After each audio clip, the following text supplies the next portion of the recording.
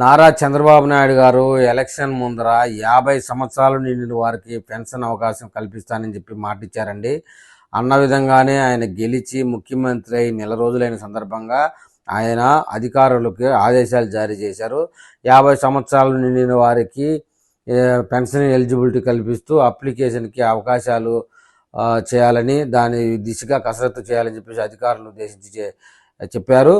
ఇక విషయం ఏంటంటే, అధికారులు రాష్ట్రంలో ఉన్నటువంటి 50 సంవత్సరాలు నిండిన ప్రతి ఒక్కరికి అప్లికేషన్ ఫామ్ ఎప్పుడు, ఎక్కడ, ఎలా, ఏ పత్రాలు సమర్పించాలి, ఏ డేట్కి సమర్పించాలి అనే దాని విషయమే అధికారులు కసరత్తు చేస్తున్నారు. దాని అప్డేట్ వీలైనంత తొందరగా వదలాలని చంద్రబాబు నాయుడు గారు అధికారులకు ఆదేశించారండి. ఇక అసలు విషయంలోకి వెళ్తే, 50 సంవత్సరాల పెన్షన్ ఎవరికి ఎలిజిబిలిటీ అనే దాని విషయమై బీసీ వర్గాలకు మాత్రమే, బీసీ, ఎస్టీ, ఎస్సీ వాళ్ళకు మాత్రమే 50 సంవత్సరాలకు పెన్షన్ అవైలబుల్ ఉందని ఆయన గతంలోనే చెప్పారు. అదేవిధంగా గతంలో పింఛను పొందుతున్నటువంటి 60 సంవత్సరాల వయసున్న పింఛను పొందుతున్న వాళ్ళు కూడా ఇది 50 సంవత్సరాలకే పింఛను కాబట్టి వాళ్ళకు కూడా యథావిధిగా ఎలిజిబిలిటీ ఉంటుంది. కేవలం ఓసీ కేటగిరీ సంబంధించి ఈ 50 సంవత్సరాలు ఎలిజిబిలిటీ ఉండదండి. ఎందుకంటే ఓసీ కేటగిరీ వాళ్ళు అప్లికేషన్ పెట్టుకున్న ఎలిజిబిలిటీ కారు. ఊరికి అనవసరంగా టైం వేస్ట్ ఓసీ కేటగిరీ వాళ్ళు దీనికి అప్లికేషన్ పెట్టుకోవడం. ఇకపోతే దీని విధి విధానాలు ఎలా ఉన్నాయంటే, మీ ఆధార్ కార్డులో ఖచ్చితంగా 50 సంవత్సరాలు నిండినట్టు ఆధారాలు ఉండాలి. 50 సంవత్సరాలకి 6 నెలలు, సంవత్సరం తక్కువ ఉన్నా కూడా ఎలిజిబిలిటీ కారండి. అందువల్ల ఆధార్ కార్డులో మీరు ఖచ్చితంగా డేట్ చెక్ చేసుకొని అప్లికేషన్ చేసుకోండి. ఖచ్చితంగా 50 సంవత్సరాలు నిండి నెల రోజులు కానీ, 6 నెలలు కానీ, సంవత్సరం కానీ, ఒకవేళ 55 ఉన్నా కూడా ఎలిజిబిలిటీను. అదేవిధంగా దీనికి ఏ పత్రాలు సమర్పించాలి, ఎక్కడ, ఎప్పుడు, ఏమిటి అనే విధి విధానాలు ఇంకా ఖరారు చేయవలసి ఉంది. అయితే కొన్ని విధి విధానాలు మటుకు అధికారులు వెల్లడించారు. అదేంటంటే, అప్లికేషన్ పెట్టుకునే వాళ్ళు ఖచ్చితంగా రేషన్ కార్డు, ఆధార్ కార్డు ఖచ్చితంగా ఉండాలి.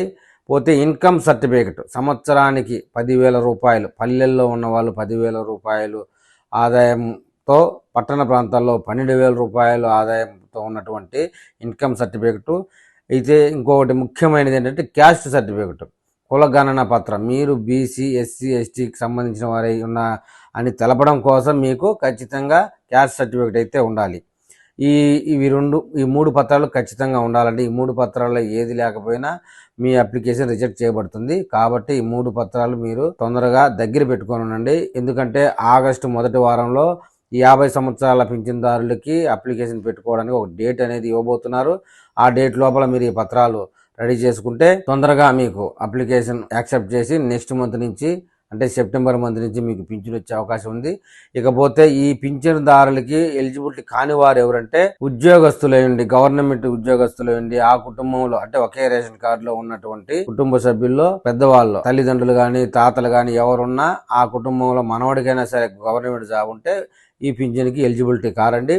ఇంకొకటి ఏంటంటే, వారికి 4 వీల్ వాహనం ఉండకూడదు. కారు లాంటి మొదలు కమర్షియల్ లగ్జరీ టైప్ వాహనాలు ఉండకూడదండి. అంటే మళ్ళీ అందులో ట్రాక్టర్ మినహాయిస్తుంది. ట్రాక్టర్ గానీ, ఆటో గానీ వీటికి మినహాయింపు ఉంటుంది. కాబట్టి ఈ కార్లు లాంటి 4 వీలర్స్ ఉన్న వాళ్ళు ఎలిజిబిలిటీ కారు. నెక్స్ట్ ఇంకొకటి ఏంటంటే, ట్యాక్స్ పేయర్స్. ఎవరైనా బ్యాంకుల్లో ఎక్కువ లావాదేవీలు చేస్తూ ట్యాక్స్ పేయర్ గా ఉన్నటువంటి కుటుంబాల్లోని ఆ రేషన్ కార్డుకు సంబంధించినటువంటి పెద్దవారు 50 సంవత్సరాలు నిండిన వారు ఎలిజిబుల్ పెట్టుకుంటే అది చెల్లుబాటు కాదు. ఇంకా తర్వాత ఇంకో విషయం ఏంటంటే, ఎలక్ట్రికల్ డిపార్ట్మెంట్ సంబంధించి మీటర్లో మీకు నెలకి 300 యూనిట్లకి ఎక్కువ రాకూడదు. సంవత్సరం అంతా లెక్క పెట్టినా కూడా నెలకి 300 యూనిట్ల కంటే ఎక్కువ రాకుండా ఉన్న వాళ్ళే ఈ యొక్క పింఛన్దారుకి ఎలిజిబిలిటీ ఉంటుందని చెప్తున్నారండి. ఇక తర్వాత విషయం ఏంటంటే, ఆ కుటుంబంలో గవర్నమెంట్ జాబ్ చేసి రిటైర్డ్ అయిపోయి పింఛన్ పొందుతున్న వారు కూడా ఈ 50 సంవత్సరాల పింఛన్కి ఎలిజిబిలిటీ కాదు.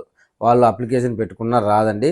కాబట్టి ఇవన్నీ సూచనలు తప్పకుండా మీరు పాటించి ఎలిజిబుల్ ఎవరా, ఎలిజిబుల్ కాదా అని అప్లికేషన్ పెట్టుకుంటే బీసీ, ఎస్టీ, ఎస్సీ కేటగిరీల వాళ్ళకి ఖచ్చితంగా ఈ యొక్క 50 సంవత్సరాల పెన్షన్ అనేది ఖచ్చితంగా వస్తుంది. కాబట్టి మీరు అప్లికేషన్ పెట్టుకునేటప్పుడు అన్ని ఫారాలు ఒకసారి తనిఖీ చేసి, మెయిన్గా మీ ఆధార్ కార్డులో ఏజ్ని చెక్ చేసుకుని పెడితే ఖచ్చితంగా వస్తుందండి. అలాగని ఆధార్ కార్డులో ఏజ్ తక్కువ ఉంది, 1 సంవత్సరం 2 నెలలని ఆధార్ సెంటర్కి వెళ్ళి డేటు మార్పు చేశారనుకోండి, ఖచ్చితంగా రిజెక్ట్ చేయబడుతుంది. దానివల్ల శాశ్వతంగా కూడా మీకు పింఛన్ వచ్చే అవకాశం కోల్పోతారు. గతంలో ఇలాగే చేసిన వాళ్ళు ఇప్పుడు వెరిఫికేషన్లో ఫెయిల్ అయిపోయి పింఛన్లు పోగొట్టుకుంటున్నారు. ఆ తప్పు మీరైతే మరొకసారి చేయొద్దు. కాబట్టి గుర్తుపెట్టుకోండి, 1 సంవత్సరం తక్కువ ఉన్నా 1 సంవత్సరం ఓపిక పడితే నెక్స్ట్ ఇయర్లో మళ్ళీ ఆ పింఛన్ అవైలబుల్ వస్తుంది మీకు. అందుకని తొందరపడి ఆధార్ సెంటర్కి వెళ్ళి మీరు ఏదో చేయాలనుకుని ఏదో చేసి పింఛన్ పోగొట్టుకోవద్దండి. ఇంకా విషయం ఏంటంటే, ఈ యొక్క పథకానికి సంబంధించి ఎక్కడ, ఎప్పుడు, ఎలా అప్లై చేసుకోవాలనే విధి విధానాలు అతి త్వరలో ఖరారు చేస్తారండి మన గవర్నమెంట్ వారు. ఆ ఖరారు అయిన వెంటనే మళ్ళీ నేను ఒక వీడియో చేస్తాను. ఆ వీడియో మీకు రావాలంటే ఈ ఛానల్ సబ్స్క్రైబ్ చేయండి, లైక్ చేయండి, వీలైతే కామెంట్ చేయండి.